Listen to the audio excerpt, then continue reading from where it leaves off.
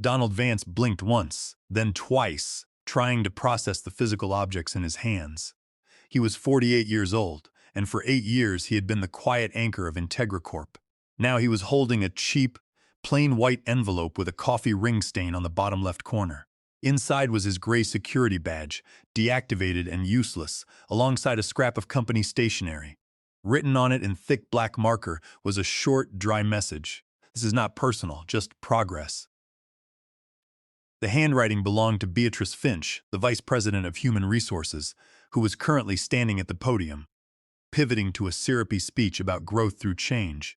The laughter in the room did not sting at first. It landed like static, distant, unreal, echoing off the glass conference room walls, while the light overhead flickered. Julian from Product let out a snort that tipped the rest of the room into giggles. It was the choking, nervous laughter of colleagues, grateful that the executioner's axe had fallen on someone else. Donald turned his head slowly, his analytical mind cataloging the faces. 8 years of quietly working to maintain the company's integrity, while everyone else got gold-plated snow shovels and shout-outs in town halls. He had led the last 3 internal audits that stopped the federal regulators from slapping the company with massive fines. He had personally fixed the database after a marketing manager tried to merge the gender and birth date fields during a misguided diversity campaign. And now this was his reward. Donald did not cry. He was the kind of man who read terms and conditions for fun and corrected typos in shared files. He was methodical, patient, and invisible. But the silence as he stood up and walked out was what stuck. It was the kind of thick, heavy silence where nobody wanted to meet your eye. Even the receptionist, whose dog Donald had helped smuggle past facilities a year ago, suddenly found a stack of papers extremely interesting. Donald pushed open the heavy glass doors of the lobby, stepping out into the bright morning sunlight. His phone vibrated in his pocket. It was a LinkedIn notification. Congratulate Donald Vance on 8 years at IntegraCorp. He let out a short, dry bark of a laugh that made a passing jogger flinch. They really thought they had buried him. They thought they had discarded a paper pusher who would quietly pack his cardboard box, sign a standard severance agreement, and disappear into corporate obscurity. They did not realize they had just insulted the one person in the entire organization who knew exactly where the compliance issues lay. Donald was never flashy. He did not network.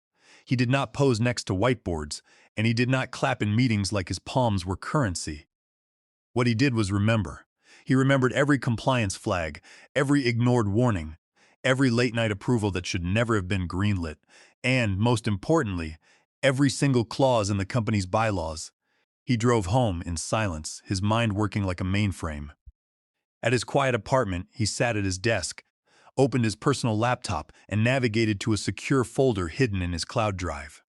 The folder was labeled Contingency Plan 0.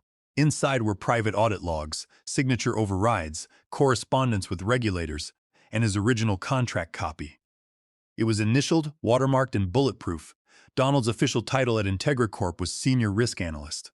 But his real role, buried deep within a contract signed 5 years ago during a major leadership transition, was Designated Compliance Authority. The board had created the position during a previous regulatory scare to satisfy federal auditors, giving the role unique protections to ensure independence.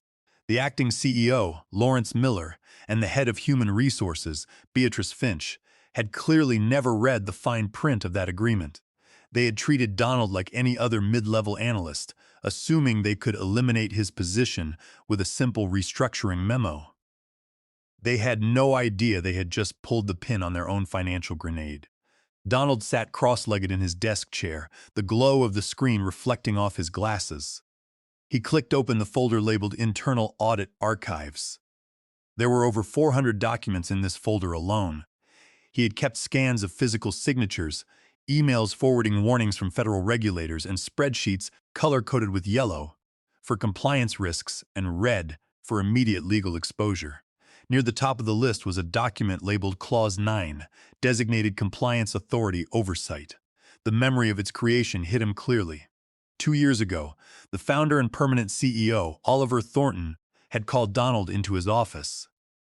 Oliver was already looking pale then, fighting the early stages of a serious illness that would eventually force him onto medical leave. He had locked the door, slid a printed page across the table, and told Donald that he was the only person in the company who actually read what he signed. Oliver had asked him to secure the document, to keep it off the corporate servers, and to monitor the board's actions. Now, Oliver Thornton was recovering in a private clinic, and the board, led by acting CEO Lawrence Miller and CFO Eldridge, had grown bold. They had assumed the sick CEO was checked out and that the quiet compliance analyst was powerless. Donald opened his email inbox. At the very top was a message from a private address. The sender was Oliver Thornton. The subject line read, "Confirmation of action." The body of the email was brief. "I saw the stream of the town hall. I am reviewing the archives now. Do not sign anything they offer. Let them sweat. Just confirming they violated the clause. More soon." Donald leaned back, exhaling slowly. The board had not just made a mistake. They had committed a massive legal blunder. Clause 9, subsection C4 was clear. Any termination of the designated compliance authority without direct, written, and notarized authorization from the active chief executive officer immediately nullified all executive indemnity privileges for decisions made post-termination retroactively to the date of the action. Donald closed his laptop, sat back, and let the silence of his apartment wash over him. The first domino had fallen.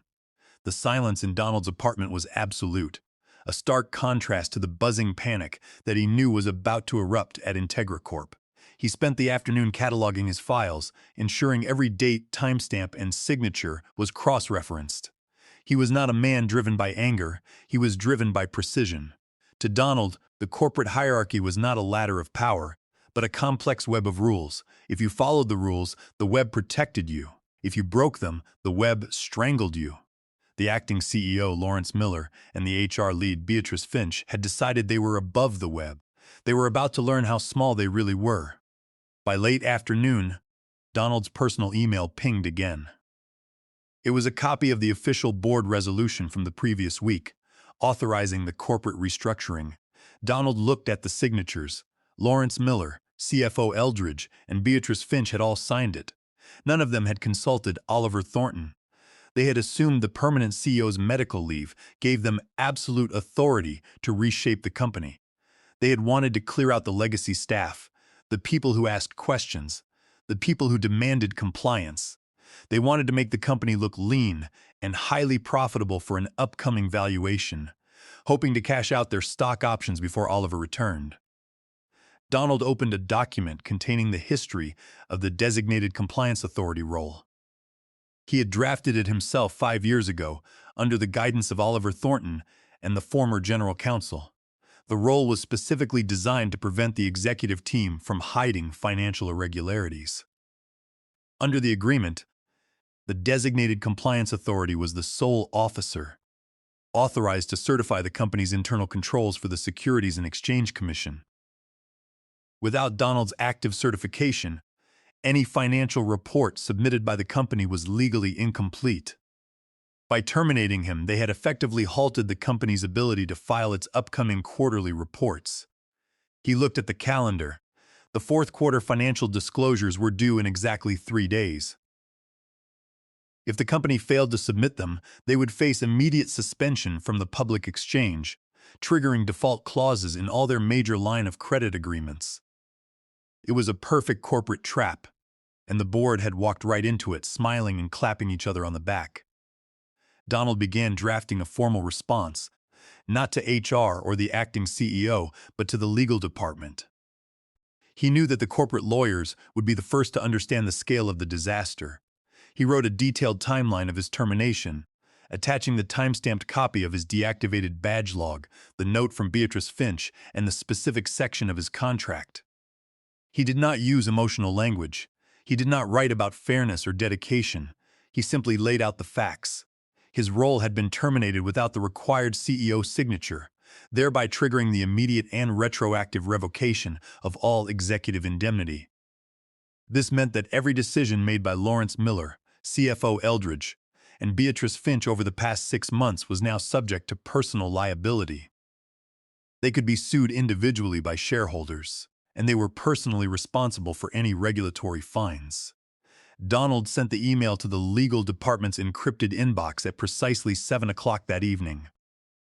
He then shut down his laptop, made himself a simple dinner of chicken and rice, and read a book on historical architecture. He slept peacefully for 8 hours, undisturbed by the corporate storm he had just unleashed. He knew that across town, phones were already ringing, email servers were straining under the weight of urgent messages, and executive suites were lighting up in the dark. The first realization of the disaster hit the legal department at 2:17 in the morning. Valerie Foster, the Associate General Counsel, was on call. She had been woken by a high-priority system alert flagging a compliance breach. When she opened Donald's email and read the attached contract clause, her stomach dropped. She sat up in bed, the cold air of her room suddenly feeling freezing. She read the clause 3 times, hoping she had misread the syntax. But it was clear. The language was airtight, drafted by a master of policy. The board had fired the one person they were legally required to keep. Valerie immediately called the chief legal officer, Spencer Cole. Spencer answered on the 4th ring, his voice thick with sleep. He asked if the building was on fire. Valerie told him that it was worse. The board had terminated Donald Vance without CEO authorization. There was a long pause on the line. Spencer Cole, a veteran corporate lawyer who had survived 3 hostile takeovers, was silent for nearly 15 seconds. He then told Valerie to forward the documents to his private terminal and to call an emergency meeting of the legal team for 3 in the morning. By 3:30, the entire legal leadership of IntegraCorp was online. They had pulled Donald's original personnel file from the physical vault, verifying the signature of Oliver Thornton and the official notary stamp. It was real. The board had bypassed the clause, treating the compliance role as a simple administrative function. Spencer Cole stared at the document on his screen.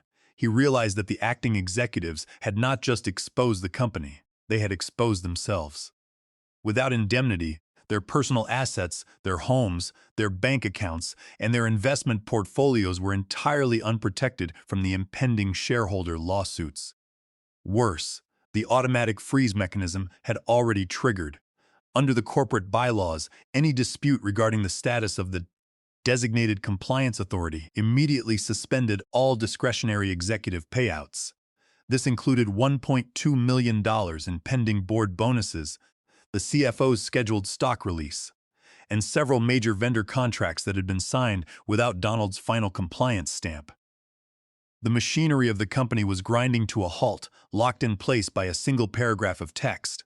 Spencer Cole rubbed his temples, looking at the clock. It was 4 in the morning. He told Valerie to draft the emergency briefing for the acting CEO. The board was about to wake up to a nightmare of their own making. By 5 o'clock in the morning, the legal department war room was fully operational. Valerie Foster was cross-referencing the frozen accounts while Spencer Cole prepared the presentation for the acting CEO. The numbers were staggering. The freeze had caught $1,200,000 in executive bonuses that were scheduled to be paid out at midnight. CFO Eldridge's retirement package, valued at several $1,000,000 in stock options, was locked in the transfer registry. 3 major vendor agreements, including a critical technology license renewal, were flagged as unauthorized. The company was legally paralyzed, and the sun had not even risen. Valerie sat at her desk, her eyes burning from the harsh blue light of her monitors. She meticulously traced the digital ledger, verifying that the automated lock had indeed successfully halted every outbound transaction tied to the executive tier. There was no bypass available. The system had been programmed to require the active cryptographic key of the designated compliance authority for any transfer exceeding $10,000 during a compliance review period. By deleting Donald's user profile, the system had automatically defaulted to a total lockdown state. She compiled a list of the affected contracts, noting that the technology license renewal with their primary cloud provider would expire in less than 48 hours. Without it, the company's internal databases would go dark. Spencer Cole called Lawrence Miller, the acting CEO, at 5:15. Miller answered from his car on his way to an early morning golf meeting. He sounded irritated, asking Spencer why he was calling so early. Spencer told him to cancel the meeting and come directly to the office.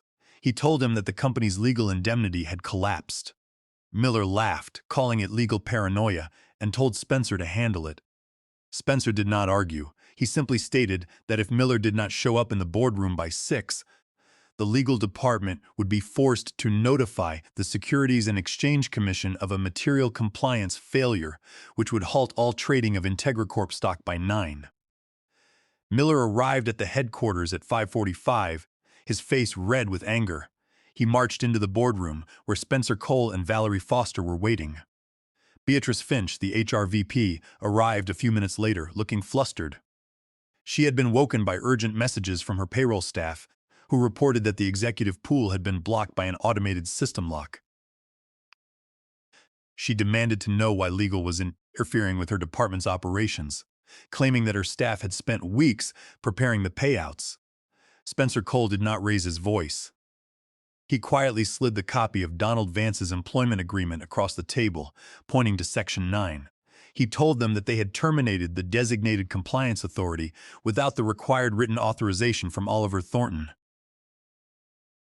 Miller scoffed, stating that Oliver was on medical leave and that the board had full operational control. Spencer corrected him, pointing out that medical leave did not strip the permanent CEO of his statutory rights under the corporate charter.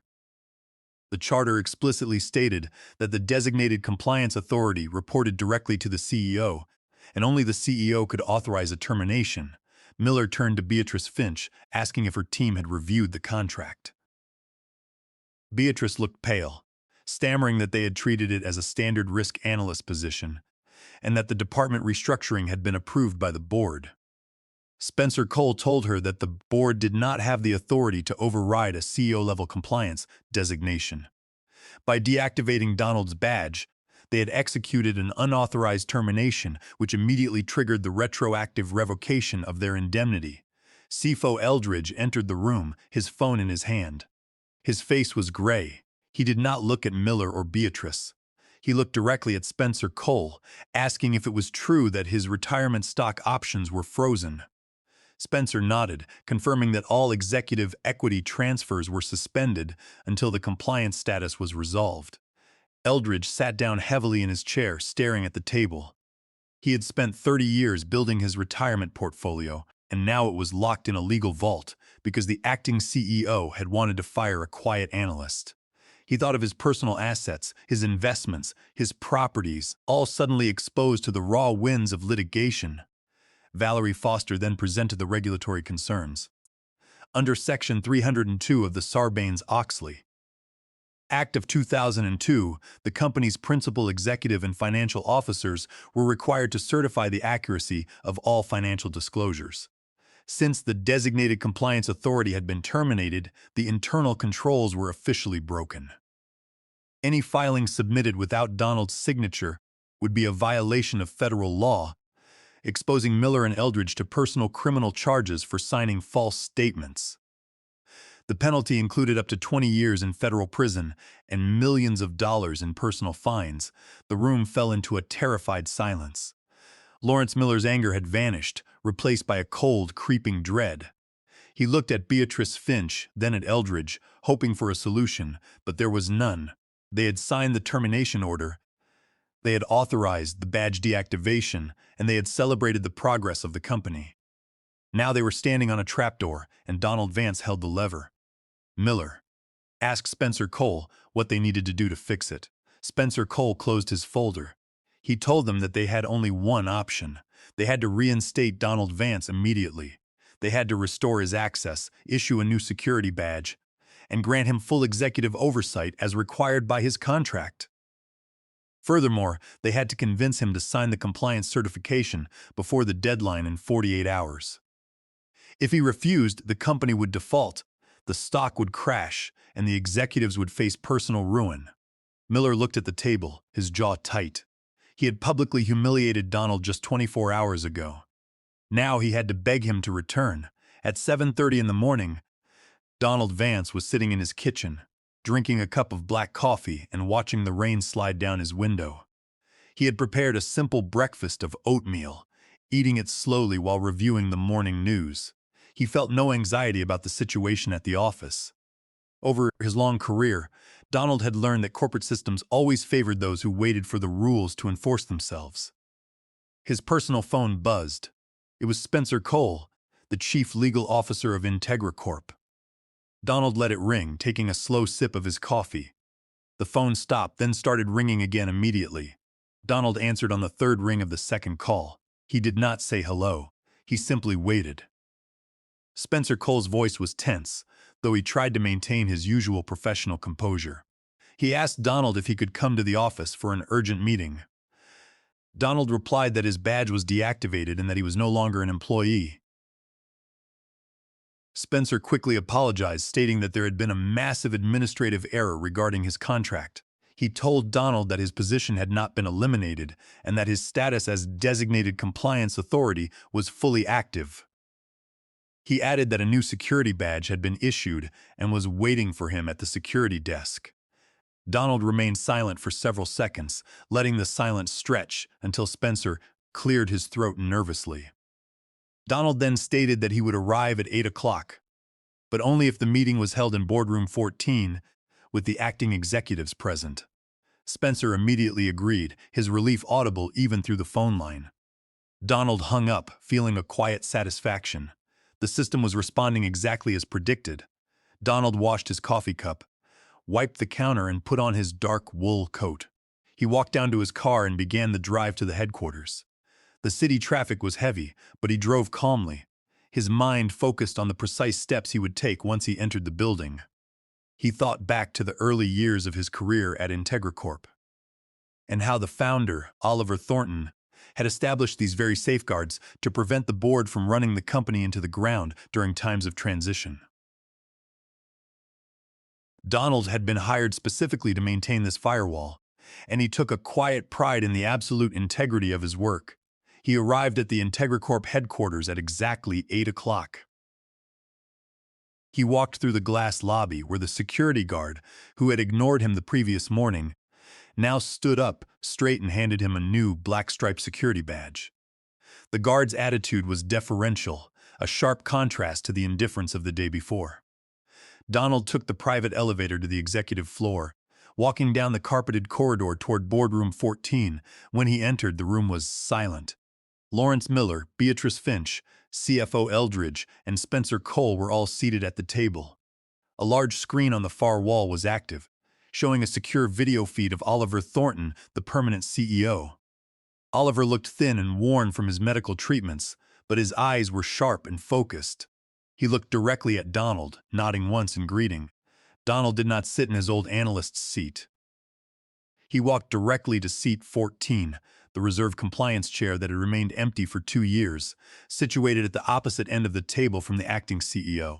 He placed his folder on the table, unbuttoned his coat, and folded it neatly over the back of the chair. He did not look at Lawrence Miller or Beatrice Finch. He looked at Spencer Cole, who opened the meeting by reading the formal reinstatement order into the record. The order confirmed that Donald Vance was fully reinstated as the designated compliance authority, with retroactive effect to the moment of his unauthorized termination. It also confirmed that his executive oversight authority was absolute. Reporting solely to the CEO, Lawrence Miller tried to speak, his voice tight. He said they were glad to have Donald back and hoped they could resolve the compliance, filing quickly to avoid any regulatory issues. Donald opened his manila folder, sliding a single page across the table. It was not the compliance certification. It was a formal list of compliance violations committed by the acting executives over the past 6 months, including unauthorized vendor contracts and bypassed risk reviews. Donald noted that the board had repeatedly ignored the established protocols in their rush to cut operational costs. Donald stated that under Section 302 of the Sarbanes-Oxley Act of 2002, he could not certify the company's internal controls while these violations remained unresolved. He explained that a compliance audit would have to be conducted immediately to verify the legitimacy of every transaction authorized during his brief absence. He added that the board's attempt to terminate the compliance authority during an active review period constituted a direct violation of federal whistleblower protections. Beatrice Finch looked down at her hands, her fingers trembling. CFO Eldridge stared blankly at the list of violations, realizing that his retirement package was slipping away. On the screen, Oliver Thornton spoke. His voice was raspy, but carried the absolute authority of the company's founder. He stated that he had reviewed the audit logs and that the board's actions were unacceptable. He told Miller and Eldridge that they had put their personal greed above the legal integrity of the company. He then directed Spencer Cole to initiate a formal internal investigation into the compliance failures, with Donald Vance supervising the audit. Miller tried to protest, but Oliver cut him off, stating that their authority was suspended pending the outcome of the investigation. The boardroom was frozen, the power having shifted entirely to the quiet man at the end of the table.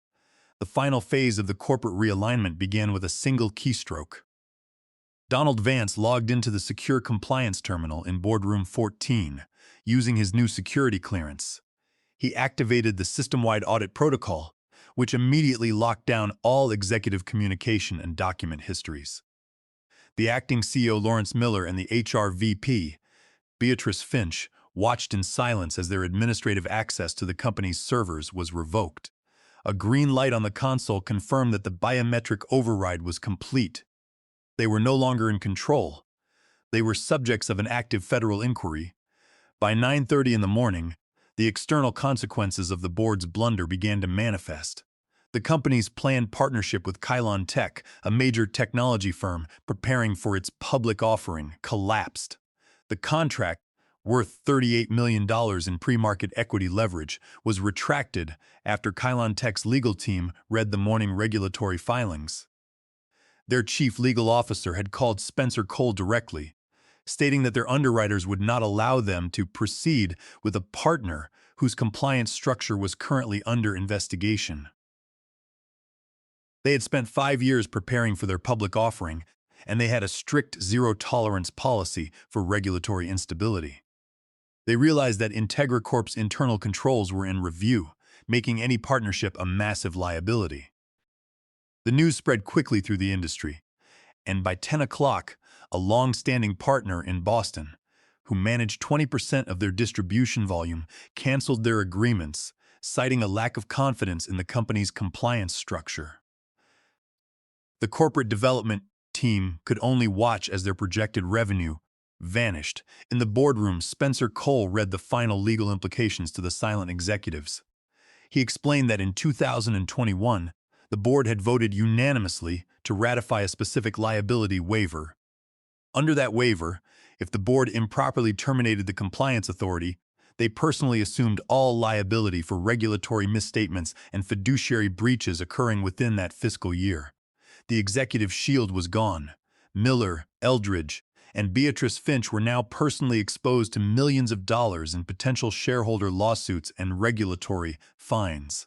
Their private assets, their homes, and their personal savings were now entirely vulnerable to the legal fallout of their unauthorized decision. They had signed the waiver years ago to appease a previous audit team, never imagining that the quiet analyst sitting at the end of the table would be the one to activate it.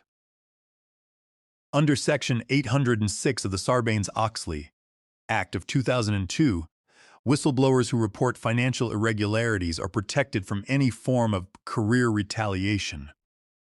By terminating the designated compliance authority during an active audit window, the board had committed a clear regulatory infraction that would now be reported directly to the federal authorities. Cole noted that the waiver was not a standard corporate disclaimer. It was a legally binding covenant that stripped them of their corporate shield. Beatrice Finch began to cry silently, realizing the career she had built was over. Her hands shook as she closed her notebook, unable to look at the colleagues she had helped protect. She stared at her phone, watching as her corporate credit card and expense account access was deactivated in real time. CFO Eldridge closed his eyes, his retirement plan ruined by his own signature. He had spent decades protecting his wealth, only to lose it in a single day of arrogance. Lawrence Miller sat rigid, his hands clenched into fists, but he did not say a word.